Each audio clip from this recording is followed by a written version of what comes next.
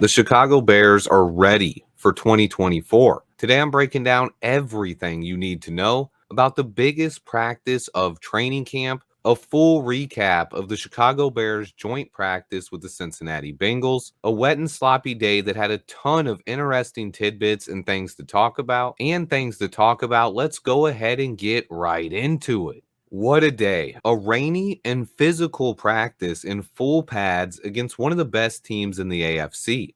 The Bears dominated, and we have a lot to talk about here. The players who missed practice were Jaquan Brisker, Tyreek Stevenson, Kyler Gordon, Ryan Bates, Jacob Martin, Colin Johnson, Adrian Colbert, and Patrick Scales. Meanwhile, DeAndre Carter was also limited. That means Nate Davis was back. He was quoted in his press conference saying he doesn't like the things being said about him, and he added that you don't get to this level without working hard. And I agree with Nate Davis. You have to work hard to make the NFL. But there are literally thousands and thousands of examples of players who did work hard to get to the NFL, but then after they sign their first major contract, like Nate Davis just did, they do not have the same work ethic. They don't put in the same level of effort. That seems more like Nate Davis to me. Everyone has to work hard to get to this level, but not everyone puts in the same work ethic. And then he had a comment about taking things day by day. It just fits him very well. I hope he can prove some people wrong this year, but my faith in Nate Data Davis is all but gone. Matt Eberflus said in the press conference that there is competition for the right guard spot now, so Nate Davis needs to continue practicing if he wants to remain in the starting lineup. The starting lineup against the Bengals was Braxton Jones at left tackle, with Tevin Jenkins, Coleman Shelton, Nate Davis, and Darnell Wright rounding up the offensive line. But now I want to talk about what everybody wants to hear. Our rookie quarterback, Caleb Williams. I have a huge update on him. He started off 7-on-7 periods by throwing an interception to Bengals linebacker Jermaine Pratt. But then Caleb showed his moxie and how poised and unfazed he was by it, immediately connecting with Keenan Allen for a completion on the next two plays. Caleb had a great day overall. He started out with his worst pass of the day getting intercepted, but then how he bounced back and finished practice really speaks volumes for Caleb Williams. He just missed Rome Odunze for a deep touchdown,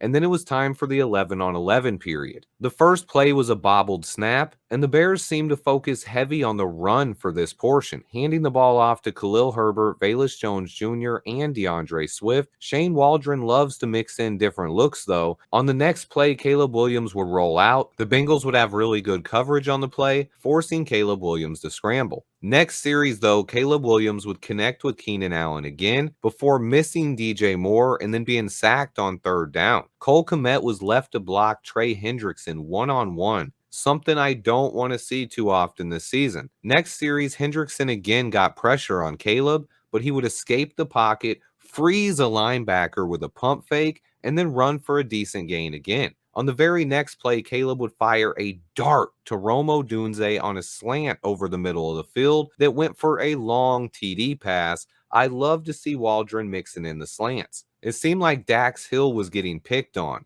After being in coverage against Odunze on that touchdown, then it was time for DJ Moore to get the best of Dax on a 10-yard TD strike from Caleb again. And then on the next red zone series, Caleb Williams stayed hot, completing the trifecta, throwing a touchdown to each one of our starting receivers as he hit Keenan Allen with a back shoulder throw on a fade route in the end zone, an absolute dime ball for another touchdown. It was Cam Taylor-Britt in coverage on that play. Continuing on with this long practice, Caleb would hit Rome Odunze for another deep gain and complete multiple checkdowns to Gerald Everett in the flat, including a nifty sidearm completion as well. By this point of the day, the Bears had gotten the better of the Bengals defense, so for the final portion of practice, DJ Moore and Keenan Allen were resting and were replaced by Nsimba Webster and Freddie Swain. Caleb would hit Freddie Swain for a nice completion, but could not connect with Nsimba Webster on fourth down. Overall, though, it was an awesome day for Caleb Williams.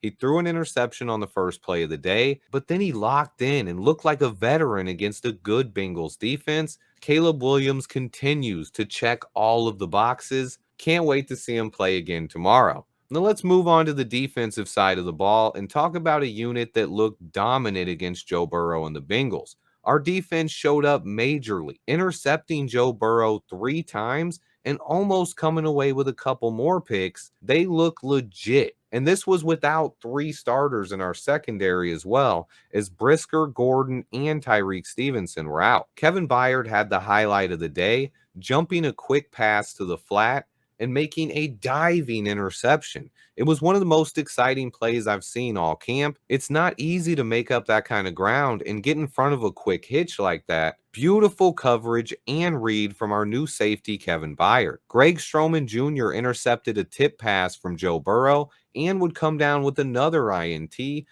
interceptions for Greg Stroman Jr. on the day. Kevin Byard had the third pick, and then both Jalen Johnson and Tremaine Edmonds had 2 more passes that could have been intercepted, but they dropped the INTs. But the star of the day was cornerback Jalen Johnson. I almost felt bad for T. Higgins, as JJ absolutely locked him up and put him on an island. A clinic by JJ for most of the day. Joe Burrow would choose to not throw his way very often. Smart choice by Joey B. JJ is locked in for 2024, and the depth of the secondary was really tested, but to me, I thought they looked awesome. With 3 of our starters missing practice, it was a really big day for Greg Stroman Jr., but Josh Blackwell also filled in for Kyler Gordon at times in the slot, and he also looked really good. Terrell Smith was also having a pretty good practice as well, breaking up multiple Joe Burrow passes, but he would leave practice early. Hopefully Smitty's okay. The bad on defense was probably Elijah Hicks, who was filling in for Jaquan Brisker. Hicks wasn't awful. Hicks wasn't bad, and I don't want people to take this out of context, but he was out of position on a Joe Burrow touchdown pass to Trent Irwin over the middle of the field. Hicks is very solid against the run, but he's struggled mightily in coverage so far in the NFL. I really want to see him improve with his pass defense this preseason. We also got to see a new pass rush unit in the trenches. It featured Montez Sweat and Gervon Dexter on one side,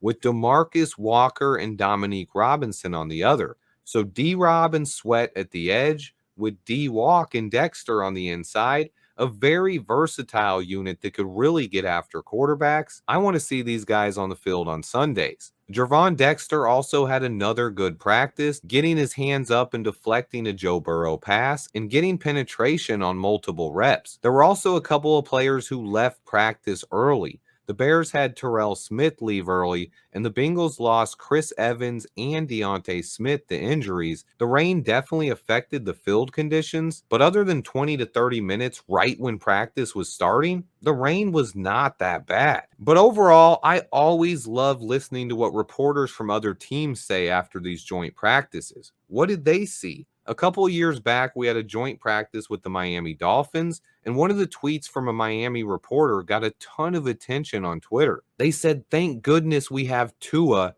After watching Justin Fields, Andy Dalton, and Nick Foles in Chicago, definitely caught some people's attention. But if you check in with Cincinnati Bengal reporters today, they seem to be blown away by Caleb Williams. I don't think many people in Cincinnati media had Caleb outperforming Joe Burrow in practice on their bingo cards for this week. Caleb showed poise and at times looked like a 10-year veteran on the practice field. And to go with that, our defense one-upped Joe Burrow and the Bengals. Right now, what the Cincinnati media is saying is that the Bengals really miss Jamar Chase. And that's the excuse right now, is that the Bengals didn't have Jamar Chase, but nobody's taken into account that we were missing 3 starters in the secondary. The Bengals were just missing Jamar Chase. We were missing Jaquan Brisker, Kyler Gordon, and Tyreek Stevenson, and then Terrell Smith left early as well. I thought this was a huge practice for our young roster. The Bengals will not be playing their starters in tomorrow's game, but Matt Eberflus did confirm that the Bears will. It sucks that we won't get the opportunity to go against the Bengals starters, but we really need these reps, especially Caleb Williams in the offense. Caleb got 20 reps against the Bills. I expect something similar tomorrow, probably playing in the first quarter. I don't expect them to go much longer than that, but I am glad we will be playing our starters. They need these reps. I'll also be doing my show with Greg Gabriel before the game tomorrow. We're going to be doing a live show before the game starts. Make sure you guys tune in for that. It's just such an exciting time to be a fan of the Chicago Bears. A great scrimmage against the Bengals where the Bears actually look like the better football team, at least for one day. It was just one practice, but it was another step in the right direction for this franchise. Let me know how you guys are feeling. Please remember to hit that like button for me. Stay tuned. I have a ton of content on the way. I apologize that this video is late, but I do have some special videos in the works. I appreciate every single person who watches. Please remember to hit that like button for me, guys. Stay tuned. And until next time, bear down.